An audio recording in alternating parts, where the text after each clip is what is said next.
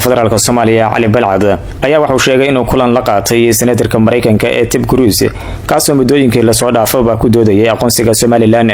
Wasiir dawladda ayaa tibaaxay in Ted Cruz uu kala hadlay la dagaalanka argagixisada iyo sidoo kale xasiloonida gobolka xilli uu senatarkani jamhuuriga ah oo waayay ugu dambeeyay Washington ku cadaadinayay inay aqoonsato madax banaanida Somaliland.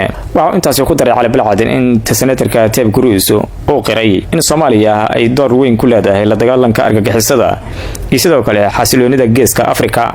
waxa uu sidoo kale adkeeyay in taageerada joogtada ee Mareykanku uu faro u yahay sida looga adkaan lahaa dagaalamayaasha Al-Shabaab iyo Daesh isla markaana loo suglaa amniga marinada ganacsiga iyo sidoo kale badda cas aan xoojino iskaashigeena si aan u gaarno Soomaaliya xasiloon iyo qoraalkiisa sii raaciyay Cali Balcad. si kastaba ahaatee Cali Balcad ma uusan xusin faahfaahin dheeraad kama uusan bixin wax ku saabsan aqoonsiga Somaliland oo waayay ugu dambeeyay ku doodayay senatarka Mareykanka ee Ted Cruz. kulankan ayaa ku soo beegmay iyadoo senatarkani 14 bishii Agoosto uu warqad u qoray madaxweynaha Mareykanka Donald Trump kaas oo kaga dalbanayay inuu si rasmi u aqoonsado Somaliland. Ted Cruz ayaa wuxuu amaanay geedi socodka dimuqraadiyadda Somaliland isagoona soo qaatay doorashooyin dhowr ah oo si nabad ah uga dhacay maamulka Somaliland isagoona sheegay in Somaliland ay ku taalo meel istiraatiiji ah oo Mareykanku si weyn u danaynayo.